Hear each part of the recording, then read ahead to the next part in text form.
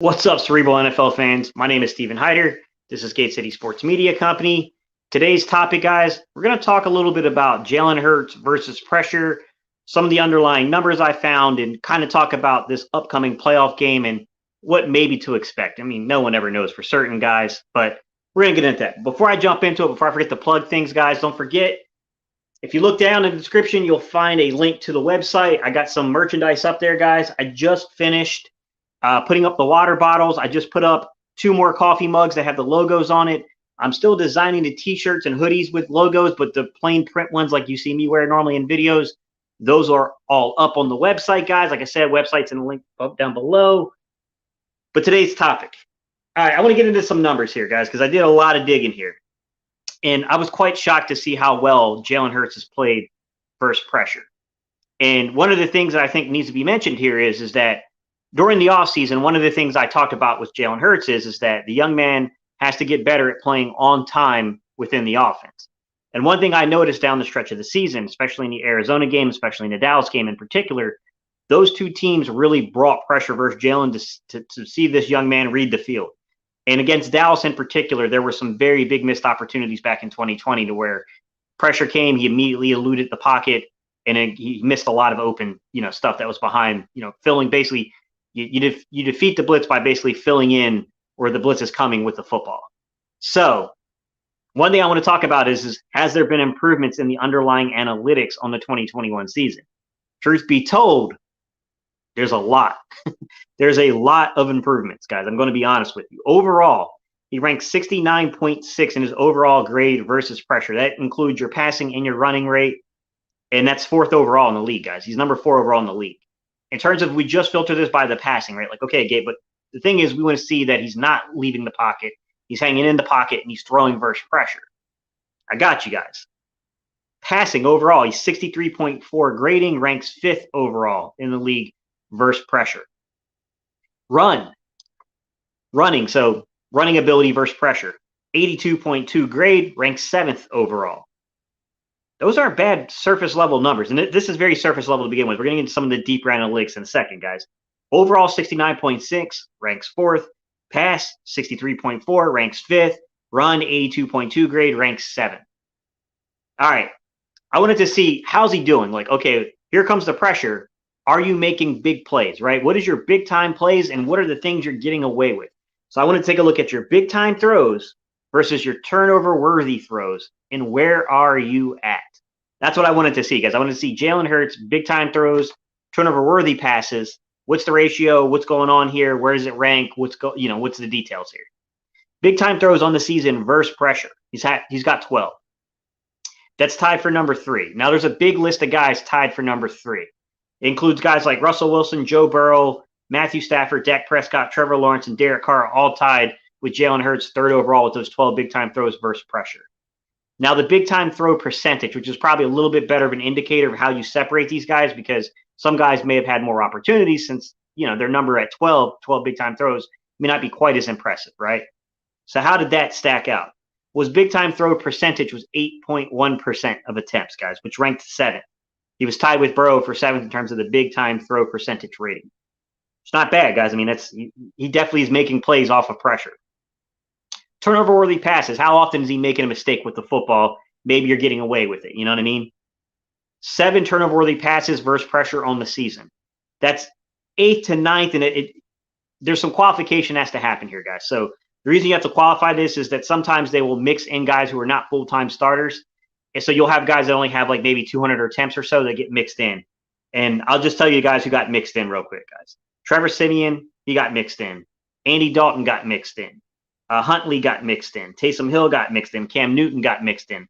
Cam's under 200 attempts. He only had 141 attempts. So Cam ranking up there high, saying, oh, you only had like 4 or 5 turnovers. Well, that's a lot when you only look at it by being 140-some passes.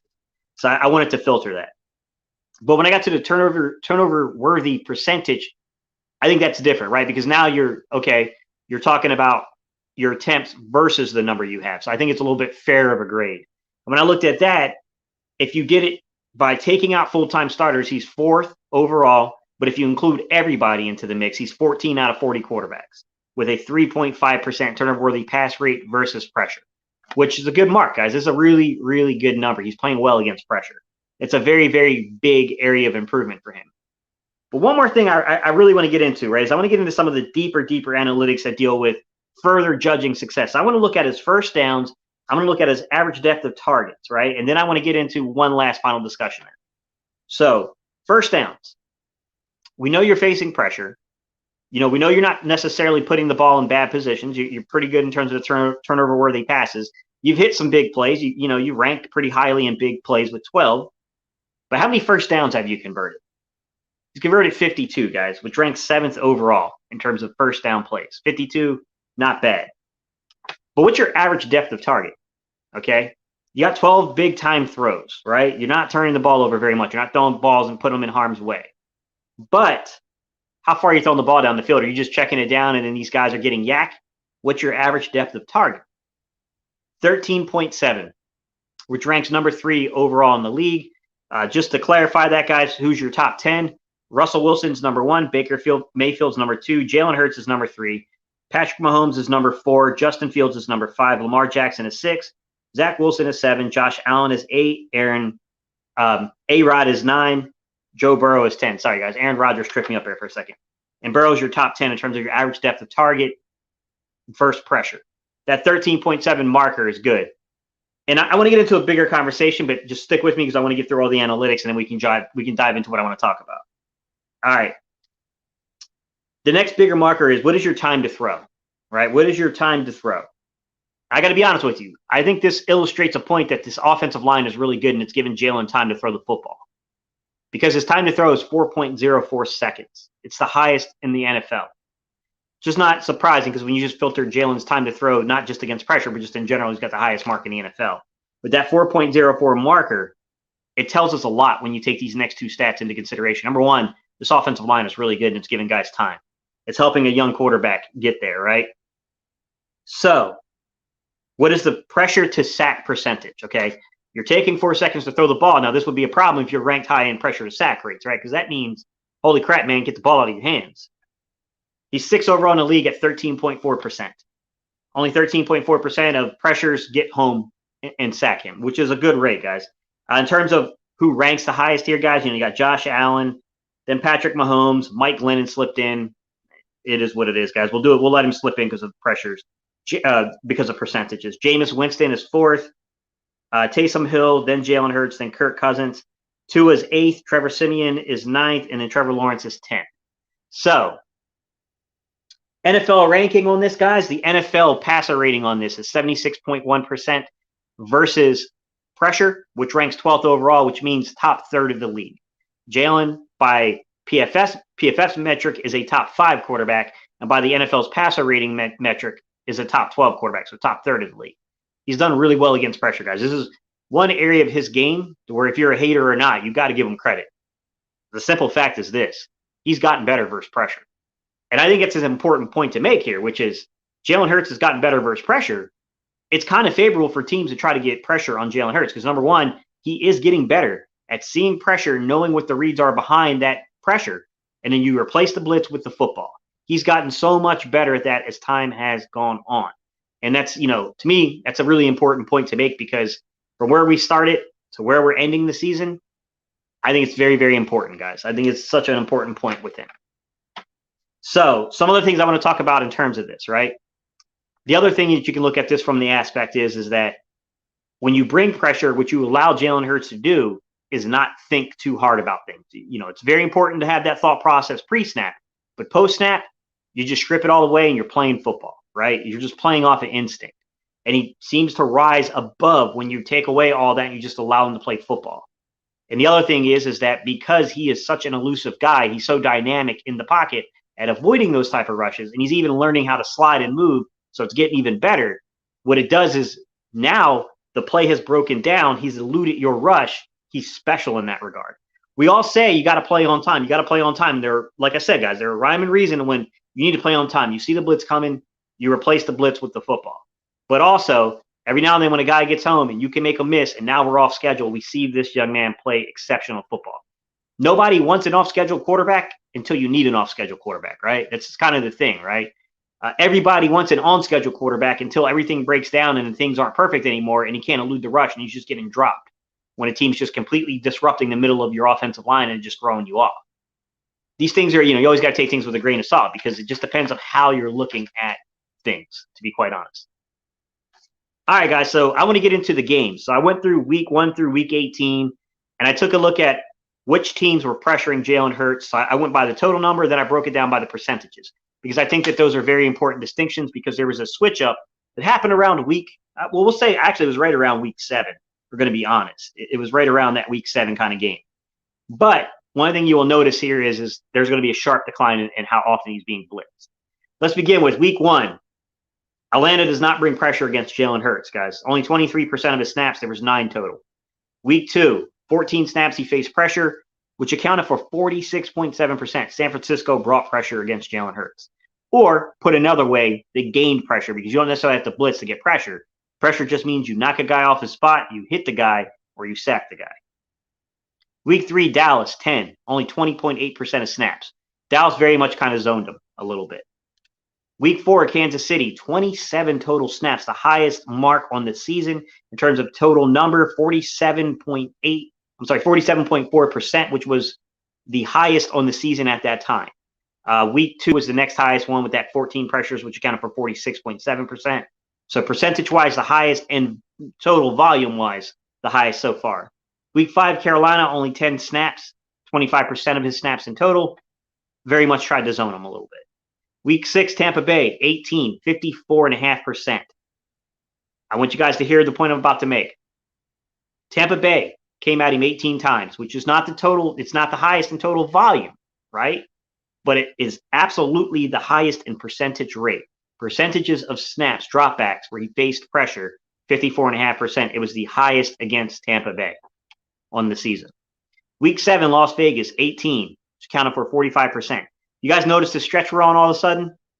Week 8, Detroit, 7, 41.2%. Notice something here. 18, 18, then we get a 7.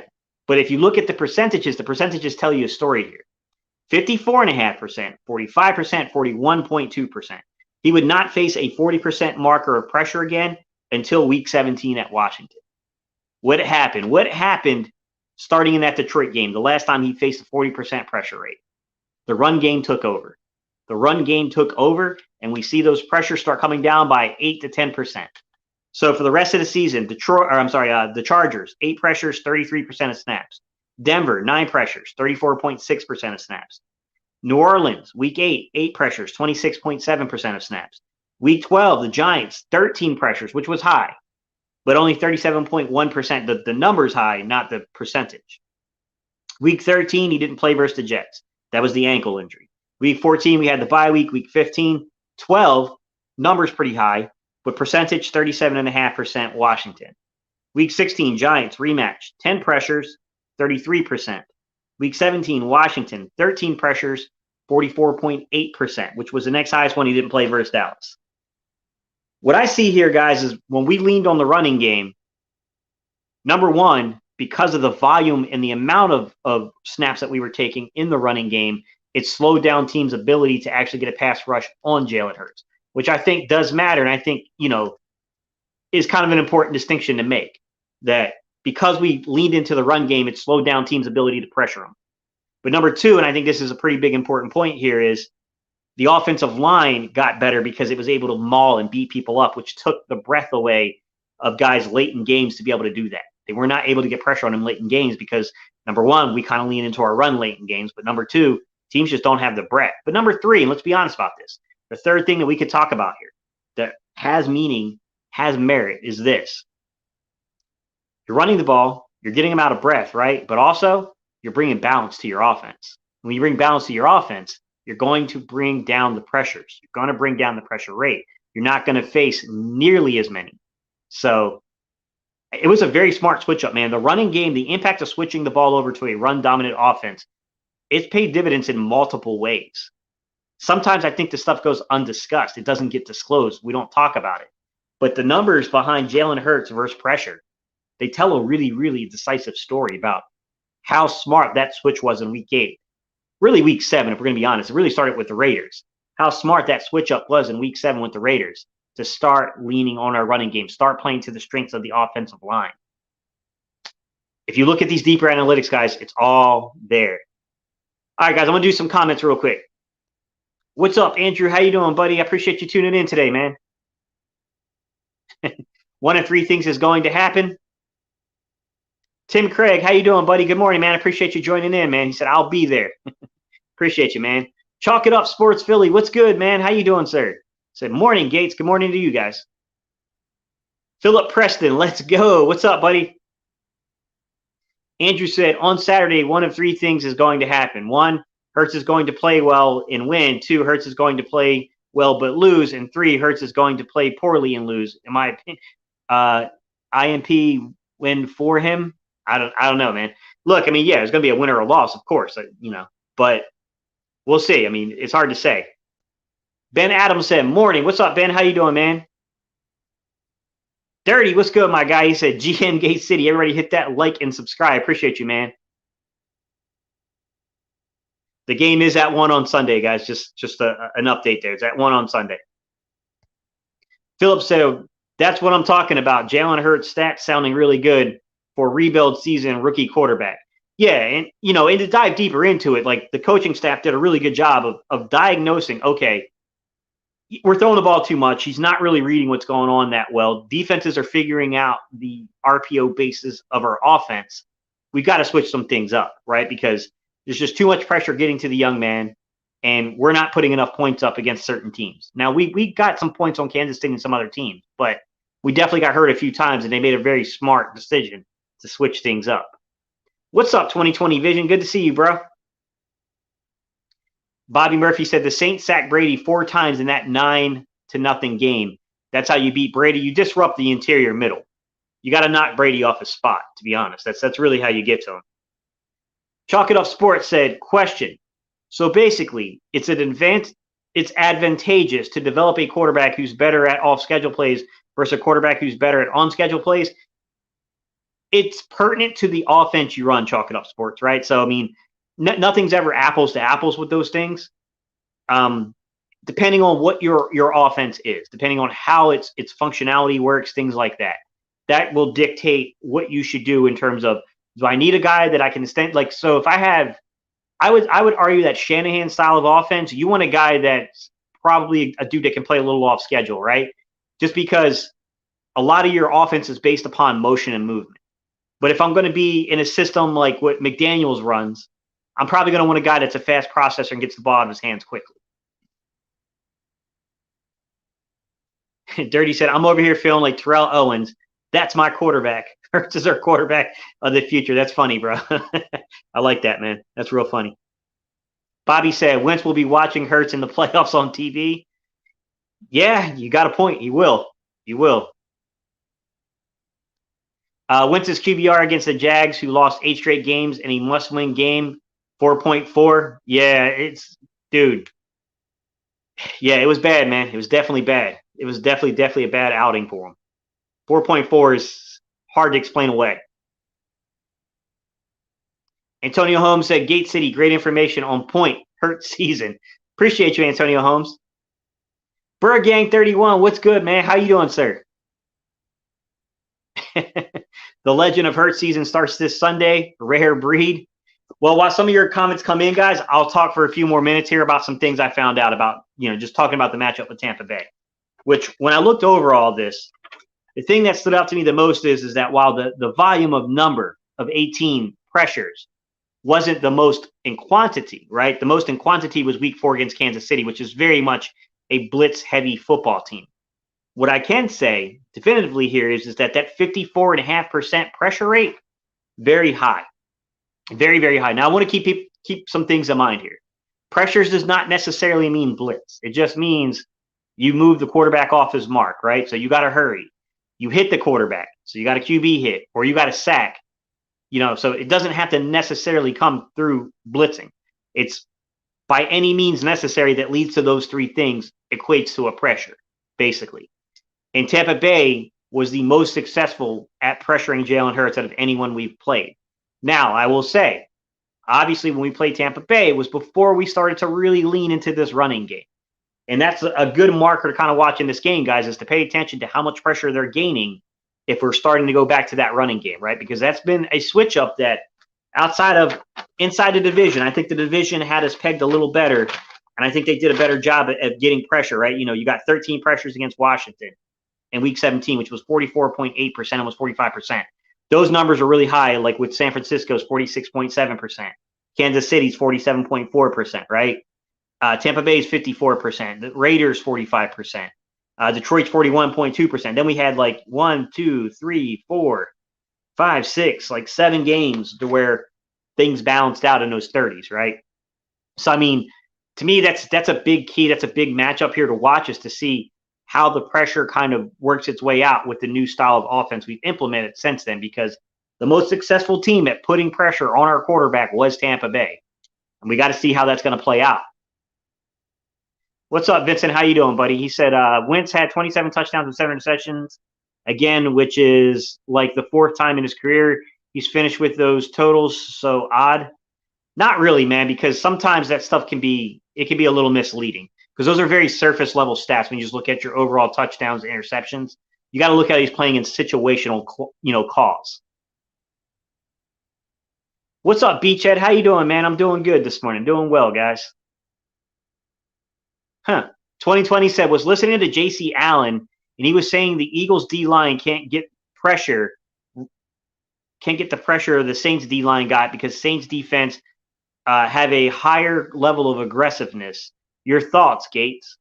Oof, that's a can of worms open up there. 2020. Real quick, 2020, what I'll say is that I get what he's saying. There's some merit there, but I'll also add this in, that it depends on what they're going to do from a playoff standpoint and what they might do that we haven't seen on film yet from them, right? How are you going to use Kerrigan? How are you going to use Jannard Avery? I still to this day don't understand why we don't do more A-gap and B-gap pressure with Kerrigan and Avery in a stand-up rush position. I mean, truth be told, I know Kerrigan has not had a great season. It's been pretty lackluster. But I'll take Avery and Kerrigan matched up athletically against a guard any day of the week. I'm not saying you have to sell out on blitzes, but you can bring 5-man pressures. You know what I mean? You can bring a 5-man pressure package and get pressure on the quarterback. I definitely think that's one way of gaining pressure, right?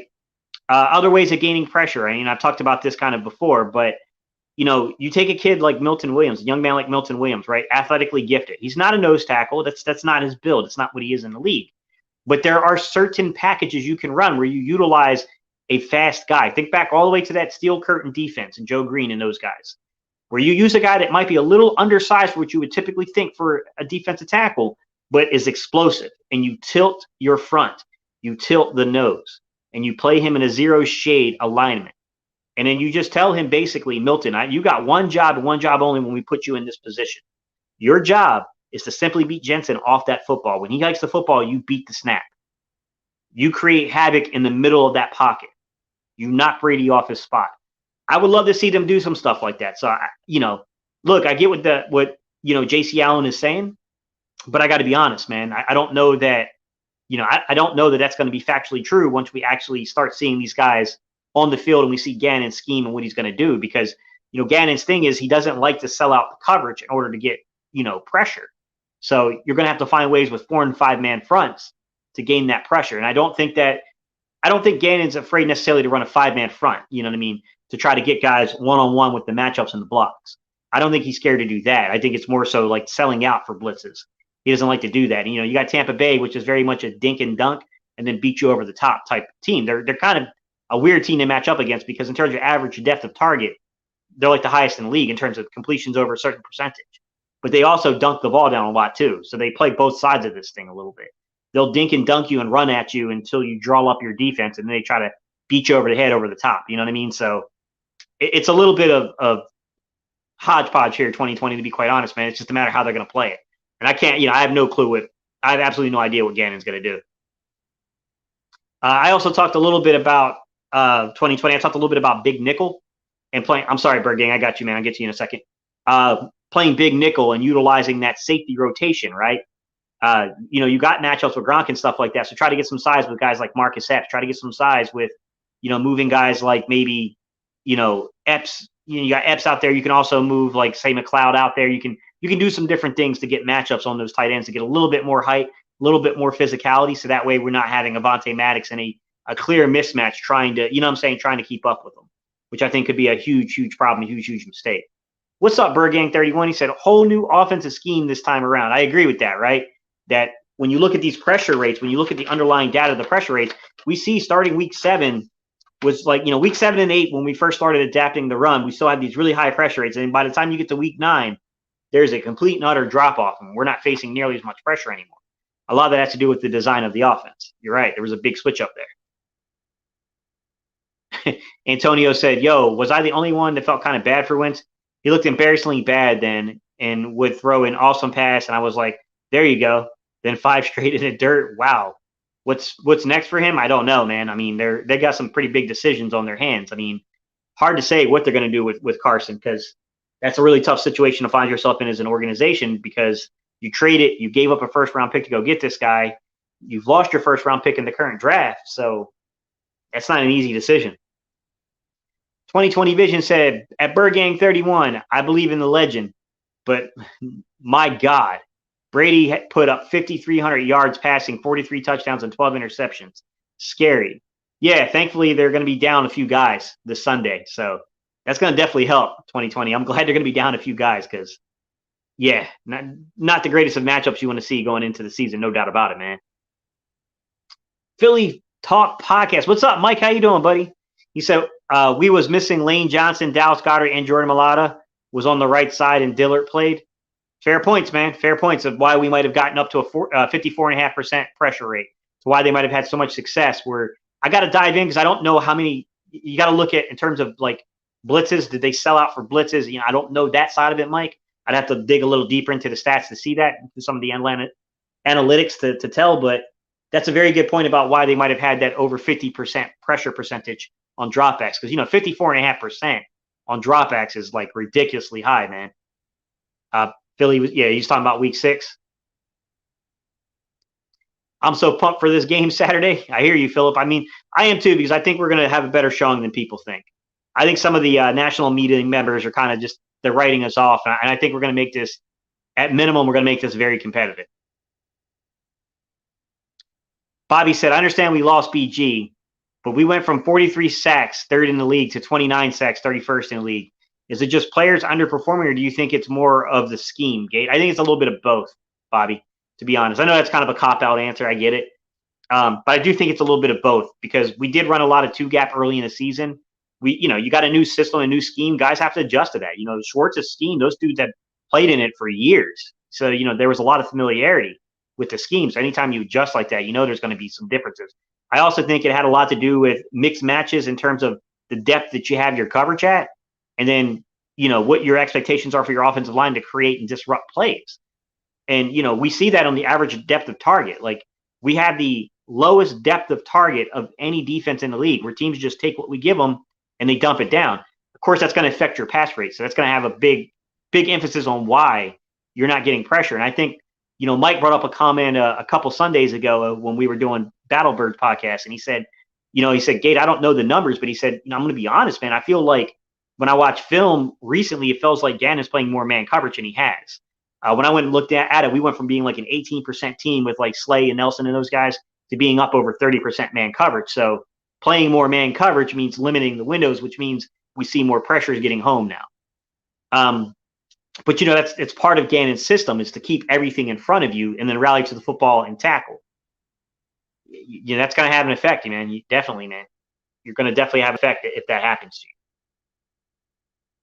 2020 said, Coach, J.C. Allen point was the Saints D-line gets into fights every snap, and that's not the Eagles D-line's personality. He's wrong on that aspect of it. I got to highly disagree with him on that one in 2020. He doesn't know our line like that. Look, the Saints have a good line. I'm not going to say they don't, but I also think, like I said, it has a lot more to do with the scheme and the fact that the Saints don't play their depth on their coverage isn't the same, right? They're playing a lot closer down to the line of scrimmage, so quarterbacks can't just immediately get the ball out of their hands when they face pressure. I think that, some of this has to do with Gannon, not necessarily in the scheme, not wholly on the players. Now, don't get me wrong. Fletch just tailed off towards the, this over 30 mark in his career. Javon Hargrave had a really, really productive start to the season. He's still very productive, but it's not in the numbers of sacks anymore, right? It's more so in the pressure stuff. Outside of that, Josh Sweat's finally starting to come on. So, I mean, I definitely get that there are some concerns you can say from a personnel standpoint, but I disagree with the fight aspect of it because I think he's underestimating. I think people are going to be a little shocked at how good this defense is, man, to be quite honest. I definitely think so. Bergang31 said the playoffs are always different. I think we kick it up a level. 2020 vision. He is missing 2 big targets, and we are hungry, so I think that won't matter in playoffs. We'll see. We'll see. I hope so, man. It's funny. On target here, right on cue, 2020 goes, at Bergang31, I hope so, brother. Everyone's saying, what's up, Philly Mike? Shaq was running free at Hurts. Not happening this time. I hope not, man. I definitely hope not, because 54.5%, I don't care who your quarterback is, that's tough, man. That's a really, really tough percentage of pressure rate. Like, that's a really high rate, man. What's up, Akam Razor? He said, what's good? He said, good morning, Steve. Ready for some Sunday football? I am, bro. I mean, we got a lot to look forward to, man. I mean, playoff football, man. This is a good time to be an Eagle fan right now. Bergang31 said 35-21 Birds, baby. Write it down. Hey, 2-score victory, I'll take it. I'll take a 1-point victory, to be honest with you. Bergang31 said, what's up, Mike? Occam's Razor said, I am concerned about the loss of JJ from a blocking standpoint. Guy was good at that. Rager could learn from him because he leaves a lot to be desired there. Actually, Occam Razor, I'm going to disagree with you there. I think JJ can learn from Rager, believe it or not. If you look at the ratings, Rager has been the better blocker this season. I know JJ's not a slouch there, but I think you're underestimating actually how good Rager has been. And I think part of the reason you see Rager struggle, some extent, has to do with his vision. There's no doubt about it. But also because when Rager takes the ball in tunnel screens and you're left out there with Quez and you're left out there with Devontae Smith as your lead blockers, it's not as good on the edges. The blocking's not as good on the edges. But when you run that screen, you got Rager out there to set the edge, it actually works. I got to disagree with you a little bit there, man. BG31, nothing much at work on break.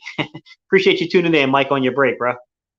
What's up, Dante Hill? How you doing, bro? I'm doing good, man. Hanging in there. Good morning. Just trying to drink some coffee and talk some football this morning, man. Not too much going on. The Gambling Hippie, what's up, man? He said, I believe we have to have Barnett step up. Without BG, if they chip an end or help slide one way, it will be too slow. It will slow Sweat down.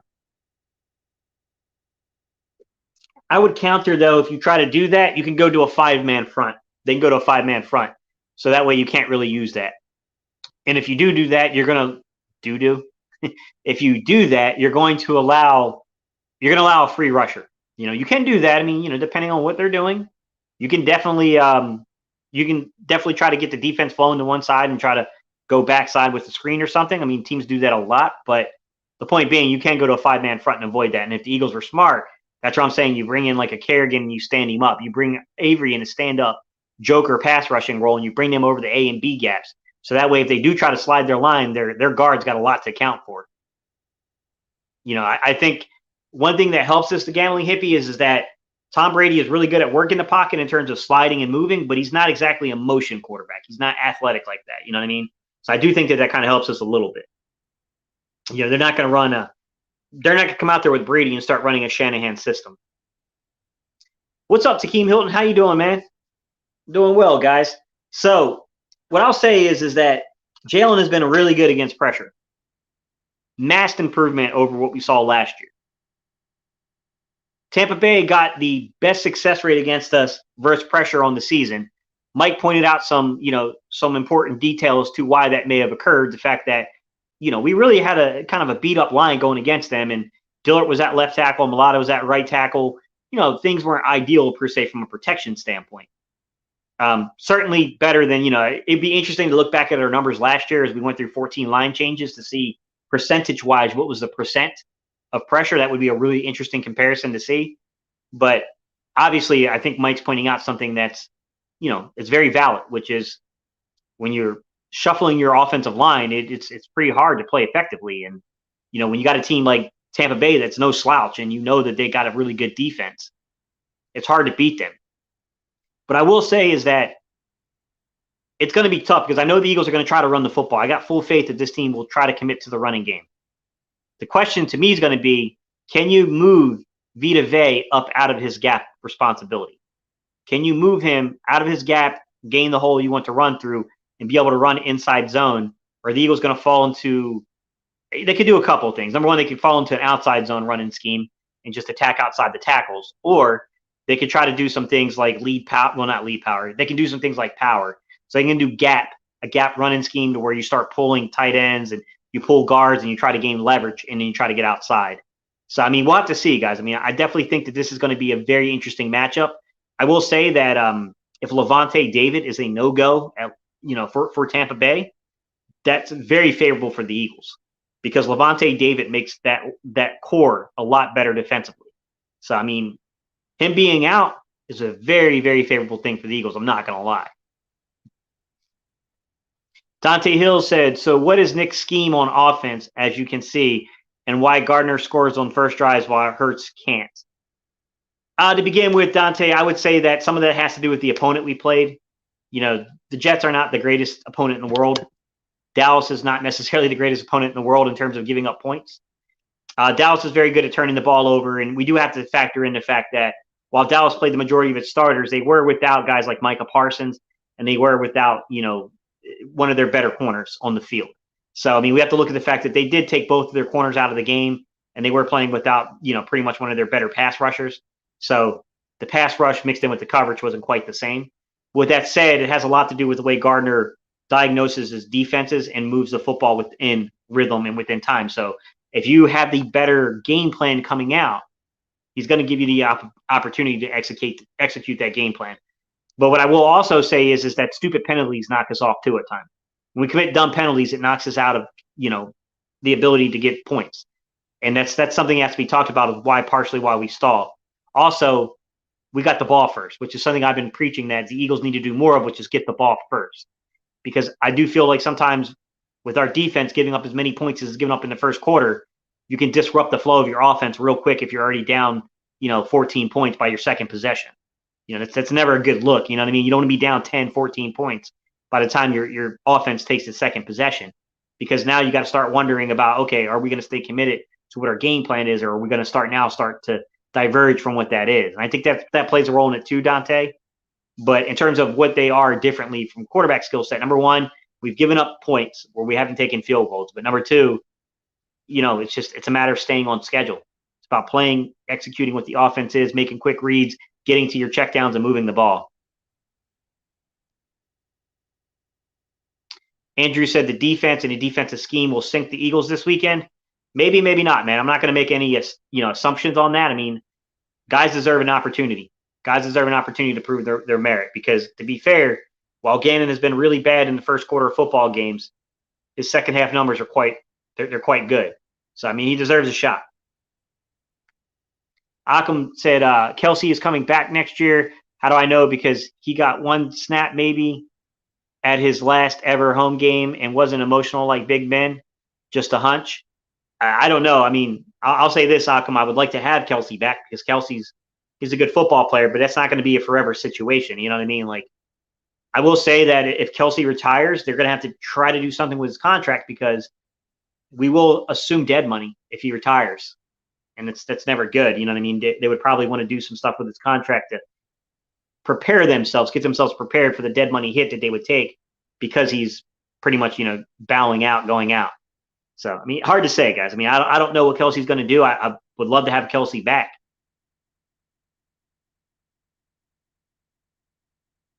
The Gambling Hippie said, I think this is a matchup that better suits Miles and Scott versus Howard because of Vita Vea.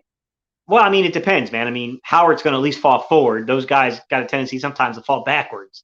So, I mean, it depends. It depends on how you look at it. To me, I don't care who you got at running back. If you let Vita Vea take over the middle of your defense, you're in trouble. Or I keep calling him Vita Vea. If Vita Vea starts taking over the middle of your defense, or the middle of your offense, I should say, you're in trouble. Like, you got to move that guy. And that's not an easy task, man. He's a big dude, and he's a really good football player. Andrew said Minshew should not be dealt away this offseason. For me, Andrew, it depends upon what the offer is.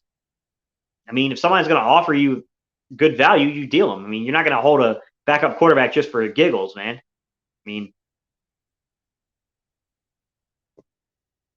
the gambling hippie said, I know Kelsey comes back. Otherwise, I hope he lets the Eagles know pre-draft that he is retiring. Yeah, I mean, I'm pretty sure gambling hippie that he would talk to them in the offseason and he would kind of, give them an indication of where he's leaning. And if he made that decision, I'm sure he would work with Howie to make sure that the cap casualty from that is at least, as small as possible. I mean, the best example I can give to you guys is we all knew Drew Brees was retiring, but he didn't put the paperwork in until after June 1st. So that way the dead money got incurred over 2 years. So, I mean, I would suspect that Kelsey would do something similar for the Eagles. You know what I mean? Like the relationship, it's pretty solid. Kelsey's been here since 2011. Chaos said, I think we need to keep Minshew as a backup next year. Me personally, I can live with or without him, guys. I don't mind him being here and being the backup, but if someone's going to offer me, either early day 3 value like a 4th rounder or late day 2 value like a 3rd round pick for Gardner Minshew, I'm probably trading that. To be quite honest, guys, I'm probably going to trade Gardner Minshew, and I can figure out my backup quarterback situation later on. I mean, the only reason I wouldn't trade Minshew is if I'm going into a quarterback competition, which I don't think they're going to do right now, guys. I think clearly Jalen Hurts is your guy. Bobby said, if Sanders and Howard both play, do you think they should maybe play Gainwell at slot receiver, try to get more talent on the field? I mean, Bobby, that's an excellent question. And to be honest with you, I probably agree with your perspective here that you already have a crowded room at running back. And what you could use is some explosion out of the slot. You could use a guy that can get you explosion out of the slot. Ken Gainwell sometimes drops some footballs. He puts some stuff on the turf. There's no doubt about it. But if you can get the ball into his hands, he's pretty good. He's a really good route runner, especially compared to what we have out there. I mean, honestly, I think that's not a bad idea or a bad suggestion, Bobby, is to try to get reps for him at slot. I mean, I don't know if they're going to do it. Like I said, playoffs are different. We don't know what they got hidden in the playbook, what they haven't revealed to us yet. I do suspect that there'll be some things that we haven't necessarily seen them do throughout the course of the season that they're gonna show off in the playoffs. I just, it's hard to say what it is. I mean, I could throw darts at the board like defensively, the way I was talking about how you can utilize a guy like Milton Williams and flex him all along the defensive line, which you can do with stand-up jokers like Kerrigan and Avery, and how you might be able to get more utilization out of them than you've gotten out of the regular season. And then I talked about the fact that, Avonte Maddox has been so good. We just haven't played a ton of big nickel, but this particular matchup with Gronkowski, maybe you play more big nickel than what you've done on the season as a whole, and maybe you can do something with Avonte Maddox, like flex him out, put him out over the top as a free safety, and utilize his athleticism. Yeah, it's hard to say what they're going to do, Bobby Murphy, from an offensive standpoint. I would love to see them. I've been saying this forever, but I would love to see them do a little bit more of 2-back set stuff, which they haven't done a ton of on the season. You know what I mean? I would love to see a little bit more of the 2-back sets. Antonio said they are drafting a quarterback for the quarterback factory. Maybe. I mean, maybe. Chaos the Filthy said, I think our defensive stars will show up in the playoffs. I hope so, Chaos. I hope so, man. I definitely think that would definitely help us, man. We need some of these guys that we have big money tied up into to have their best game of the season. No doubt about that. The gambling hippie said, I think someone like the Broncos would offer a 3rd or better for Minshew, especially if they hire Gannon and Rodgers stays at Green Bay. Yeah, I mean, I definitely agree with you there that, it's all about circumstances in the team. And if I'm getting 3rd or 4th round valuations for Gardner Minshew from other organizations, I mean, look, the only reason you keep a guy like that is if you're not sold on Hurts and you're going to keep competition in the building. I honestly think at this point, if it's not going to be Hurts and they're going to look outside, and it's not going to be Minshew either. So I would take that 3rd or 4th round pick, and I would just roll with Hurts on the season, bring in competition or a veteran in another way. Now, I will say that the reason that they may not want to move Minshew is because he's still on a rookie deal. And I do think that has, some aspect to it to where they don't want to pay, $2-3 million for even like a subpar backup. They don't want to be in that market for that price, because they want to be able to build things around the rest of the roster. So that might be one of the reasons why they don't move him, unless, that's what I'm saying, unless you motivate them to move him with decent draft value.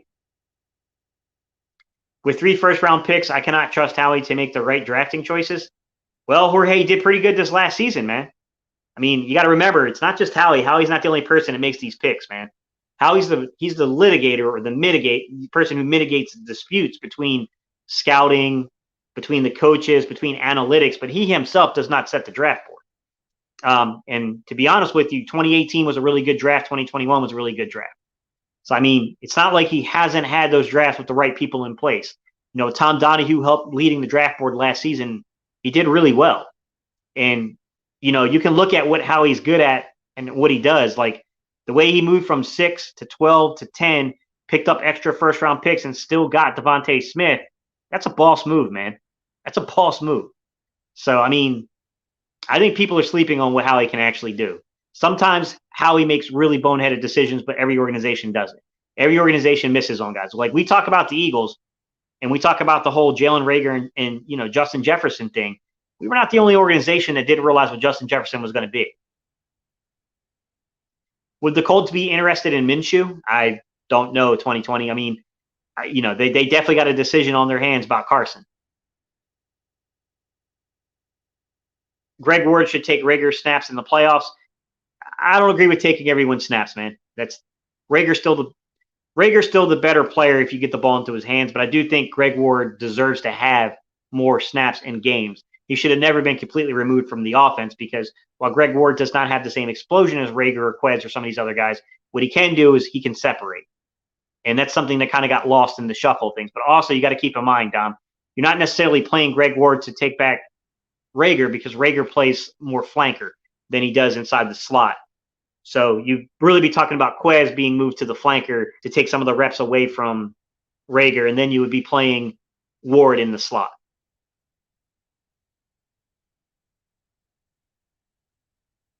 Andrew said, I do not agree with you on Minshew Gate. Trade him only if he wants to go. I mean, everyone's entitled to their opinion, even if you're completely wrong. I don't give a damn what his opinion is and whether he wants to go or not. To be quite honest, Andrew, I'm going to be upfront with you. The hell do we care if he wants to go or not?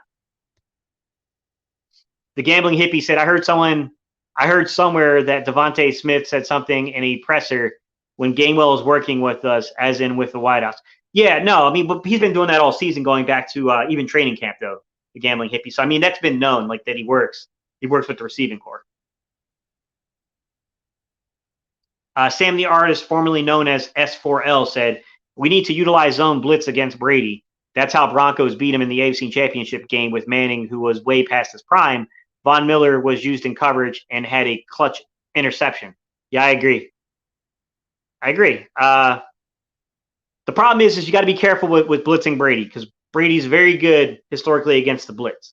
You got to find a way of getting pressure. And like I said, you can do some things with a 5-man front, Sam, where it's technically a blitz, but you're just basically getting even numbers across the board from getting your guys to match up to win against their dude.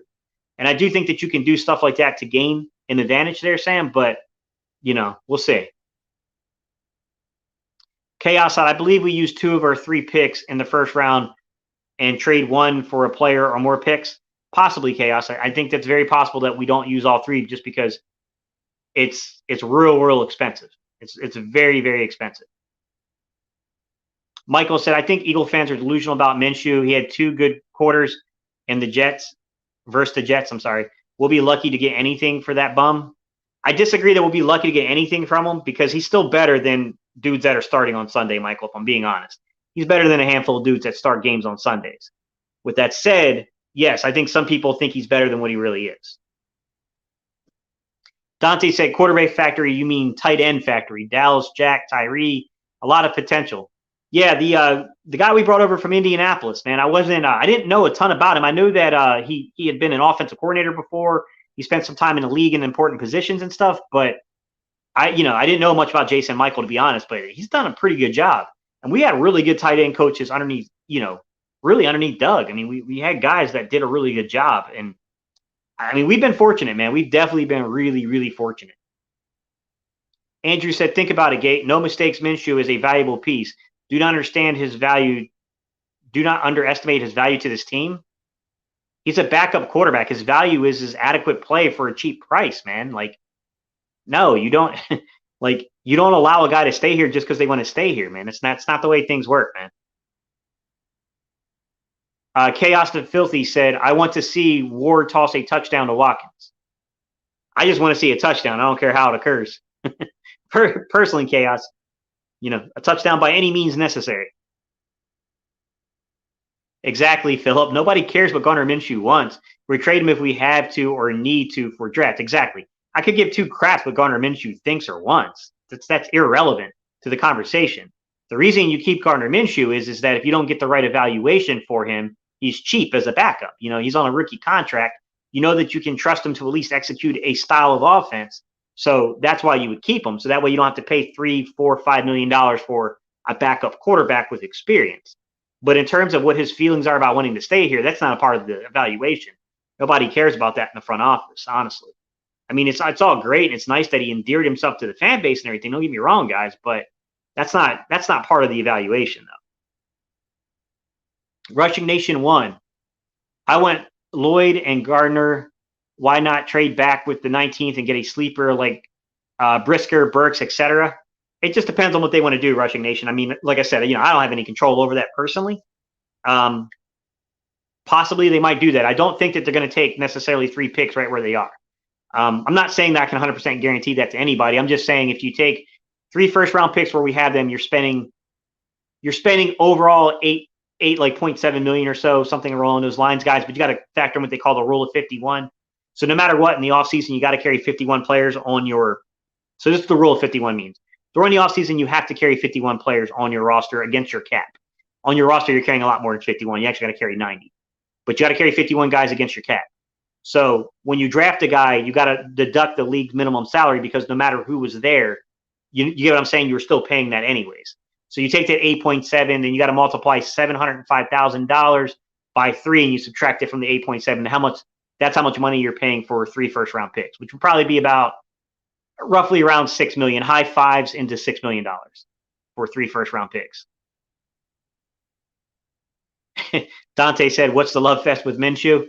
He's a good backup, man. He's a really good backup. I definitely think he's better some dudes that start on Sundays, but I just don't.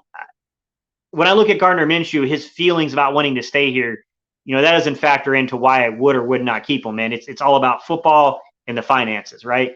I trust the guy. I know that he can operate my offense. I get that side of the argument. And I think the more convincing side of the argument has to do with he's cheap. He's on a rookie deal. He's not costing you jack crap. You're going to have a hard time finding another guy on a rookie deal that can come in and do what he can do. You're going to have to pay a premium normally for those type of dudes. And I think those are very convincing arguments. But if somebody comes around with a truly good offer, a really knock your socks off 3rd round evaluation on this dude, I'm probably moving him. I mean, I'm not going to say that the organization is going to do that, guys. Don't mistake what I'm saying. I have no clue what Howie and company will do. But me personally, I'm moving him if I get a good enough offer. Big Moose said Jalen Hurts' playmaking is going to have to come up big, whether with his arm or legs. Tampa's D-line getting healthy, and to some degree, they will shut it down. Goddard needs a big game. I will say, though, Big Moose, what may be concerning for Tampa Bay is that one of 2 things occurred, and it may have been both things happened simultaneously. In the 4th quarter, they got burnt bad by the Eagles, and they escaped. They escaped that game with a victory. I'm not going to lie to you guys. That Week 6 game was a escape job by them. With that said, I think what happened is probably some combination of them taking their foot off the pedal and Sirianni figuring out their defense. So we'll see. I mean, I'm hoping Sirianni can keep that momentum going forward from the 4th quarter, but you're right. Their defensive line is not a joke. The Gambling Hippie said Greg Ward is a poor man's Jason Avant.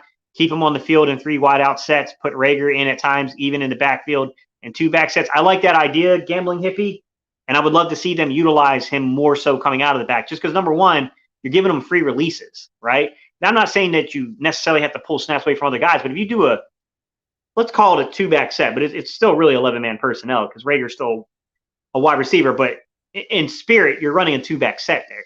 So you got, let's say you got Howard in the backfield and you got Rager in the backfield. You got Miles in the backfield and you got Rager in the backfield, right? You're play action and then you're running Rager on an angle route. Rager should be able, with a free release versus a linebacker, to eat somebody up. I think that they need to get more creative with how they use those guys. And I think that is one way of doing it, Gambling Hippie. I agree with you. I think it's what makes Kenneth Gainwell so dangerous on those angle routes. Some people call it the Texas route, guys. I call it an angle route because that's what it's traditionally called.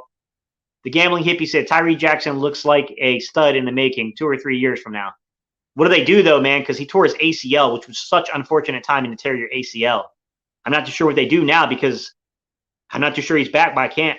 So that's going to be a hard one to project. Big Moose said, can we limit Gronk? That's the big question for Tampa's offense. And will Slay follow Evans? Yeah, I mean, me personally, I would definitely put Slay on Evans and have him carry everywhere he goes. And then for Gronk, I would bracket him. I would bracket Gronk all game long. Whether you bracket with your nickel back in a linebacker, which I don't love that matchup because Gronk's just so much more athletically gifted than any linebacker you're going to throw out there. I prefer having big nickel where you're going to take two safeties and bracket him personally. But, there's many ways to achieve an outcome, guys. It's not like you can only do one thing to do it. Akam said, I would trade Minshew for a third. Anything less, I'm keeping him. Your starter and backup make a combined $2 million next year. Exactly, Akam. I think that's the more favorable argument is to say, like, show me where you're going to get another backup quarterback with that kind of skill set for that kind of price. I think that's the more compelling argument about it. Coach, you said the Eagles' blitz percentage was 16%. If 4 don't get to Brady, what blitz percentage should we aim for? 20%? 20%. Boom. You just hit the nail on the head, my guy. 20%, sir. 20% is exactly what I would aim for.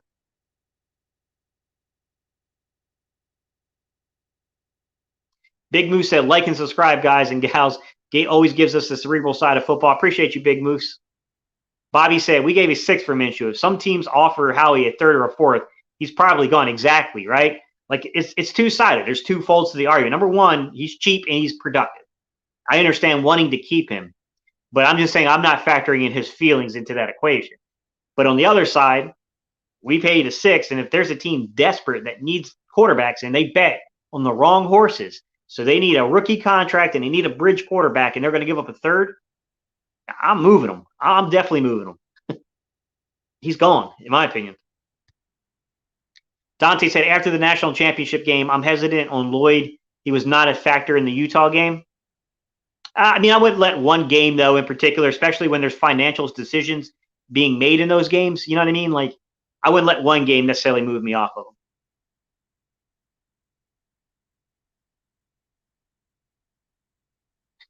Andrew says, Steven, your quarterback talent evaluation of Minshew is on the Dave Gettleman level. Well, Andrew, if you really think that, I can bring you live on this channel and roast your ass because you're not on par with me, my guy. Philip said, I agree with Gate City Sports 100%.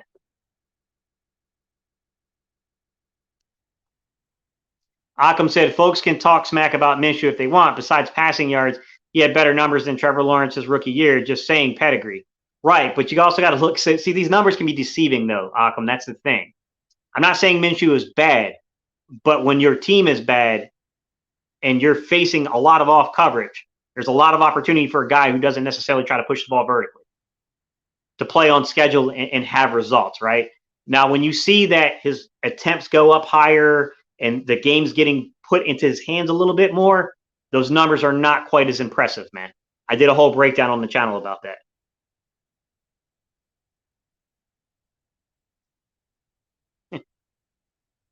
Cryptolicious burner count is Andrew. We have to attack them. We will not win this game by dinking and dunking, period. I don't necessarily agree with that, Ezekiel. You take what the defense gives you. What you don't want to do is have a guy trying to force the football down the field. Doug Peterson to the Giants. It's possible, Takeem. That's very, very possible, Takeem. I mean, I don't want that. I don't want that personally, just because I think that's a very quality coach for the Giants. But the problem with Doug is always going to be the same with Doug. You know what I'm saying? It has to do with whether or not he can put the right coaching staff around him, right? If you give Doug the right coaching staff, he's going to connect with players and he's good enough to scheme things. But can he build a good enough staff around him? But yeah, Doug Peterson to Joe Judge is a drastic upgrade. Nobody's giving up a third for Minshew. Never going to happen. Probably not. You're probably right, Takeem. But if it did happen, if somebody comes on and says, like, oh, I'll give you a third, you know what I'm saying? That he's gone. I'm trading him. What's up, Fireman 2531? What's good, Mad Hatter? How you doing, man? Minshew is just an okay backup. I would say that he's better than just an okay backup. I mean, he's a good backup. I mean, he's one of the top, top dudes if you're going to look at backups, and his cost is, what I'm saying, it is what it is. Coach on fire. Do your worst, Gate. Careful, Andrew, because I will pull you on this channel and I'll pull the film up and I'll expose you if you don't know what you're talking about. Be careful. Be careful, because you're going to walk yourself into something you can't back out of, or everyone's going to know what you are. Brady is 38-4 when he isn't sacked or thrown an interception. So we have to make Brady uncomfortable. Akam, I think that's a good point that, yeah, when you don't get home towards Brady and you don't oversell it, then yeah, you're in trouble, right? I mean, there's two ways of looking at it. You can pressure Brady, and if that pressure doesn't get home and you're allowing him just to kind of play off of one-on-one matchups, he's going to burn you because his ball location doesn't lack. If you can get 4 or 5 man front and move Brady off his spot, Brady has shown in the past that he will get himself in trouble. I like Doug Peterson to the Jags. He did a solid job with coaching up Wentz until his injury. I don't know where he's going to end up, Gambling Hippie, but it does concern me that when you look at him, he had the interview there, he left there, and they didn't, you know what I'm saying? Like, I just think that's really risky. If you like Doug Peterson a lot, who's a Super Bowl winning coach, you probably don't let that guy leave your city unless they offered and he said, I want to think about it. I don't know the exact nature of that. There could be something to that, to where they offered and then maybe he turned it down. Someone said no one was going to give up a number 1 for a broke down Sam Bradford. Vikings said hello. Yeah, circumstances matter. I agree. Circumstances definitely matter. Dirty said Minshew Mania is a real thing. But yeah, it's definitely a real thing. I mean, it's certainly a real thing. Big Bird said Hurts all day, but if Minshew had a team believe in him and build around him, he could definitely man the ship, but his ceiling isn't too high. Yeah, I mean, you look at a team like Carolina, I would rather have Minshew, and I know, I'm trying to make sure Max Brown doesn't come after me because, Max played with this guy, but I would rather have Minshew there. All right, I'd rather have Gardner Minshew over what's there. Sam, for a first, good time to be an Eagle fan. Yeah, that was fleecing somebody. And to be honest with you, Minnesota's found themselves in several situations like that, from Sam Bradford. Then they had this, I think he was undrafted rookie free agent. When you really look at how they physically got themselves to the NFC Championship game with an undrafted rookie free agent behind the helm, to then trading to going and signing Kirk Cousins. I don't know if it was a trade or a sign, but they went and got Kirk Cousins, gave him a big deal eventually. Yeah, I mean, it's definitely tough, man. Andrew Potato upset his team's not in the playoffs. I don't know. I mean, he might be an Eagles fan. I don't really know him that well. At Mad Hatter. Why has that been an issue, getting sacks over the years? I would love to see Brady on his back, but that's not our strongest thing.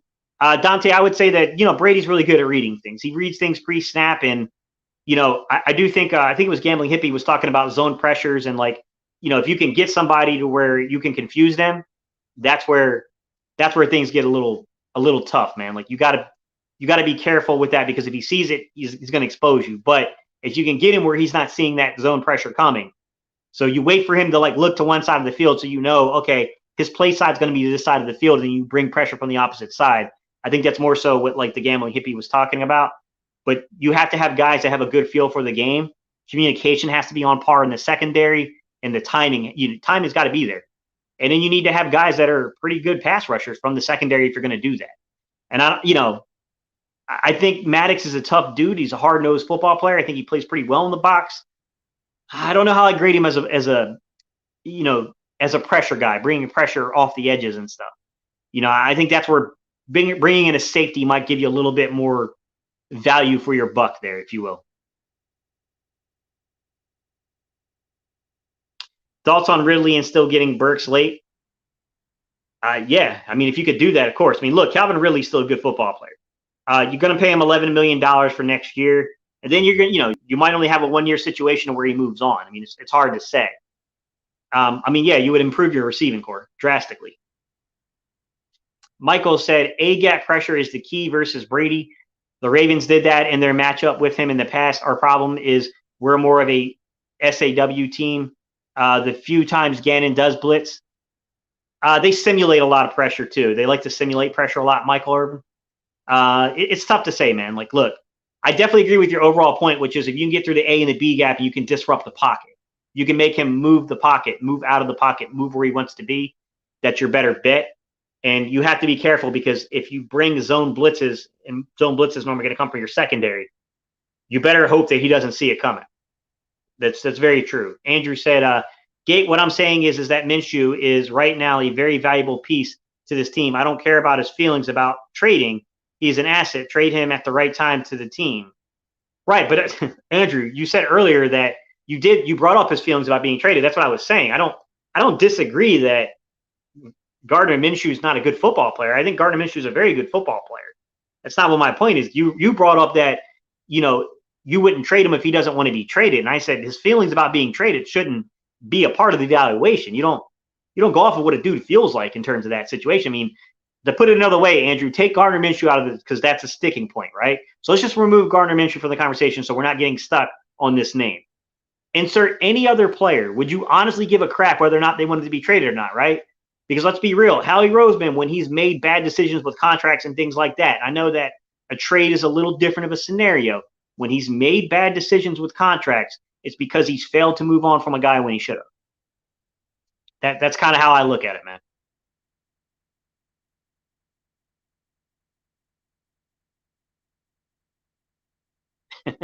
Philip said, wherever Doug Peterson goes, I wish him the best. He will always be a part of Philly. Yeah, Philip, I like Doug a lot. I wasn't. I kind of I hate the fact that I said some stuff when he got after the Washington game. I was scared that when you saw Hurts' reaction on the sideline, you saw the players' reaction to how we played the fourth quarter. I felt like he might be in trouble. I felt like he might have lost the locker room. And that's, if Doug loses the locker room, he can't endure. It's just not, that's not him. He has to have control of the locker room because that's what Doug is. He's a rally the troops type coach. And I said that he might be in trouble. And then they fired him, not because he lost the locker room. That's not true of why he got fired.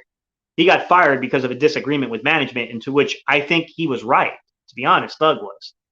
I mean, look, Doug made some really crappy choices about who he wanted to retain and hire. And I think the organization was right that you don't keep these dudes. Like, the only one I think you can make an argument for is that I don't know how to use this guy as your offensive coordinator. Like, I don't think he was that bad as an OC, but he said some stupid things in press conferences. And we certainly, Frank Reich was a lot better at that job. But with that said, like the Press Taylor thing, like Press Taylor had to go, man. He wasn't right for the role. When you look at, Carson Walks, the wide receiver coach, like trying to retain that guy, like what was he thinking, man? That dude was horrible. He was absolutely horrible. But a coach has got to go down on their shield, right? I mean, if the coach says, I want these dudes, you got to let him win or lose on his own. I hate to say it, but like Doug was right. He, even though the organization was right about those dudes as coaches, and like Doug, they're not it. You got to let the guy go. If he says he wants them, you got to let him keep his coaches. Marky Max said, I love the fire today, Gate. The best thing about this channel is everyone is trying to learn more and be better informed about our birds. Appreciate you, Marky Max. Thank you, sir. Good morning, y'all. What's up, Philly Podcast? How you doing, Joe? Doug needs to go somewhere without a quarterback and bring in Big Nick. You and Nick Foles there? What teams are interviewing Doug? Well, he had the interview with Jacksonville. I don't know what's going to go on in Seattle. I mean, Pete Carroll, there seems to be something there, whether or not he'll retire or not. Pete Carroll's getting up there in age. I don't think Doug's going to come back to be an offensive coordinator. So if Pete Carroll were to retire, Doug is a Seattle guy, Evil Eagle. So I could see him wanting to go back to Seattle and you're working with Russ. You got a decent team around you. There's a good team there. Good receiver play there. I mean, he could probably do something there with the right coaching staff. I mean, he's got to do some stuff defensively, but I think they could be pretty good. Fireman 251 said, Philly.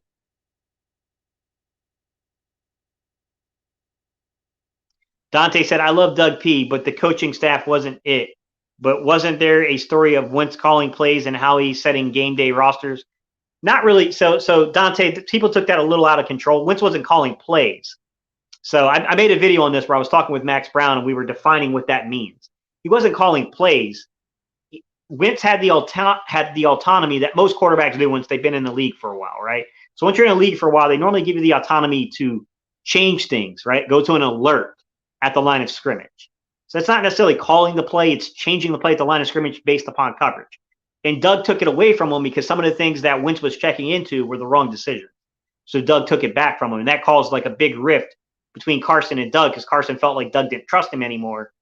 Doug felt like he's making too many mistakes, so he has to take it back. It led to a big thing, man. Part of me wants to see the Colts pursue Foles. You just want the drama there, Allie, of Wentz and Foles together again. Vikings and Broncos have interviewed him. Minnesota would be an interesting spot for Doug. That would be an interesting spot. I mean, I would be interested to see what he can do with Kirk Cousins. Kirk Cousins is not a special quarterback, but he's got good arm talent. People sleep on how good Kirk Cousins' arm is. Kirk Cousins has a really powerful arm, actually. It's one of the weird aspects about him is that it's really the decisions he makes in certain pivotal moments that really mess him up. But in terms of his arm strength and what you can do from a talent perspective, I mean, the dude had a 59-mile-per-hour ball velocity reading, which is higher than Carson's, to be honest, coming out of college. Carson didn't have a weak arm per se, but Carson was only a 57 reading. Kurtz was a 59. And then the highest I saw, I think Josh Allen had I want to say Josh Allen's was 63. It was a 63 or 62 mile per hour velocity reading. Which, by the way, guys, throwing a football at 62, 63 where they're measuring it at, that's zipping the ball, man. That's like break your finger stuff if it catches you the wrong way. The other guy, I don't know his ball velocity reading, but I would love just from a general interest to learn it, would be what Brett Favre threw it at.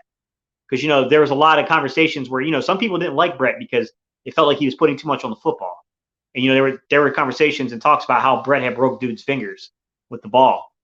And, people talked about it. Like, you had to be on high alert when Brett let the ball go. And it'd be interesting to see what Brett's actual ball velocity was and compare it to a guy like,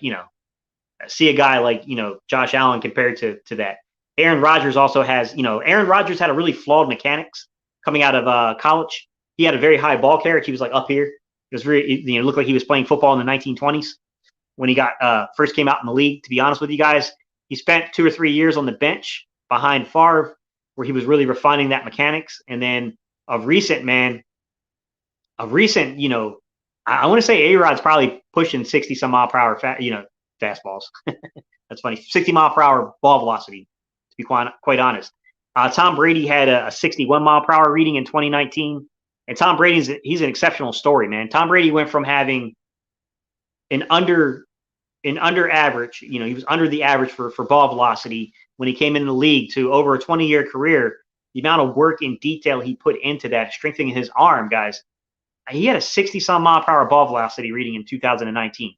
That's an incredible story when you really think about what you can accomplish over a career with a guy that had very limited physical abilities that just kept working on his craft, man. He just kept trying to do things that made him better. I got to give Brady credit for that, man, because it's kind of a crazy story, man. Breaking fingers with the football. Yeah, Philip. Yeah, definitely. You had some people like that.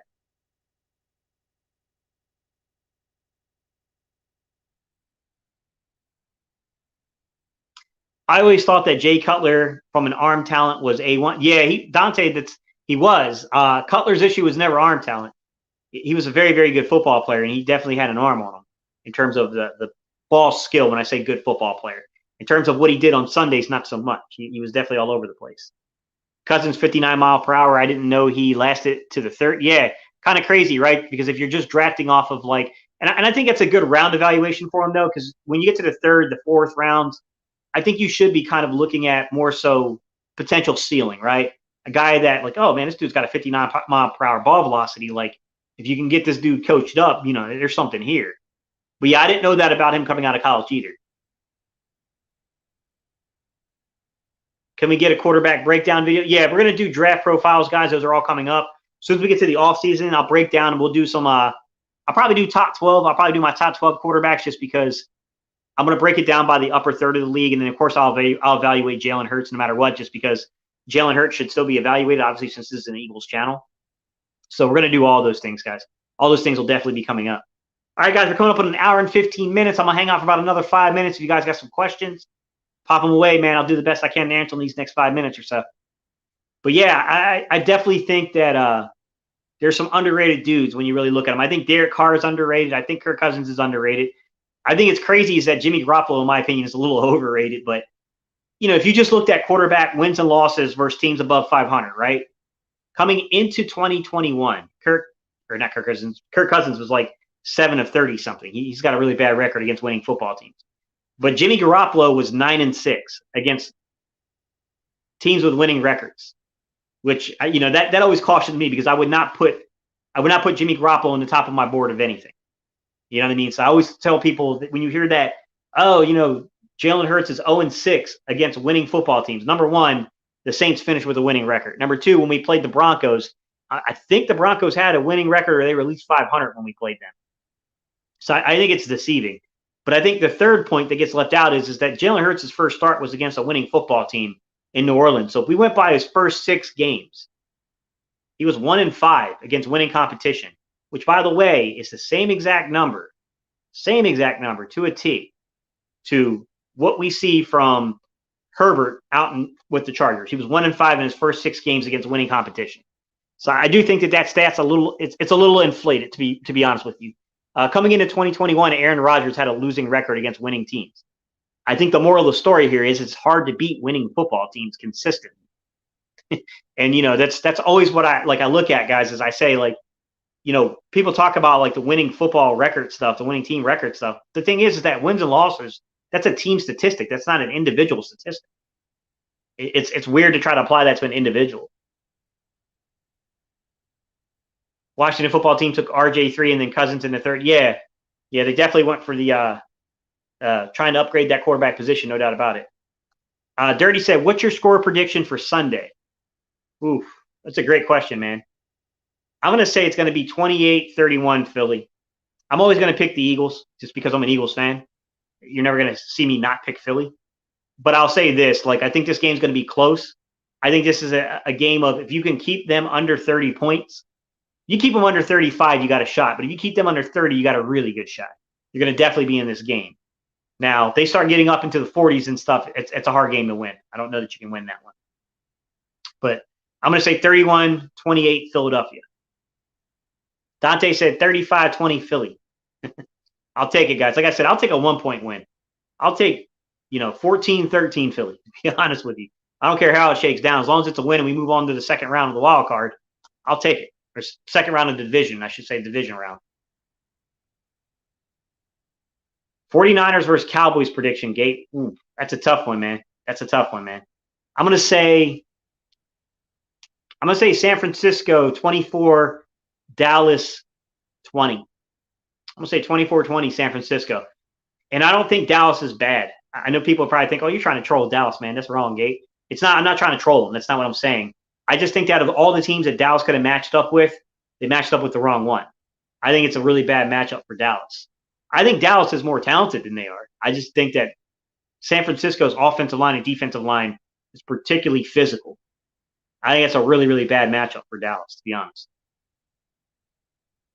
30-27, Philadelphia by field goal. Takeem said 37-20 Phillies. Ooh, Takeem, you went with the blowout, man. 17 points. I'll definitely take it. Liazy said, do you expect Tampa to load the box and make Hurts beat them with his arm? I think they'll try to. It's just a matter, Nick's got to stick to it. Let them load the box, stick to it, and then beat them with play action. But yes, I think you're onto something that they will definitely probably try to sell out for the run. But they also got, Vita Vea. He's a good football player, man. Bobby's laughing because I'm really not trying to troll him, Bobby. I'm not trying to troll him. Bobby said, I agree, bad matchup for Dallas. That's what I think it's just a really bad matchup for them.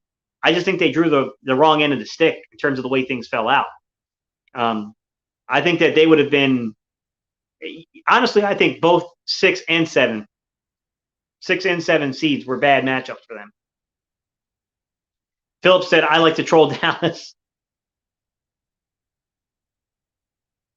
49ers and then Green Bay might have been Dallas's hardest opponents.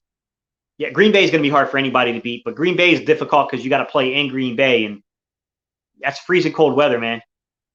That's definitely freezing cold weather, man. No doubt about it. All right, guys, we've been on here for an hour, 19 minutes, and 50 seconds. It's 2027. I love the 49ers and Cowboys prediction. I appreciate y'all tuning in. If I can get a video out tonight, guys, I'll do another official video. Channel members, I'm going to try to get up with everybody. We'll try to do a video for channel members. All right, y'all. I appreciate you guys, and I'll see you guys tomorrow morning, 9:05 a.m. Peace, guys.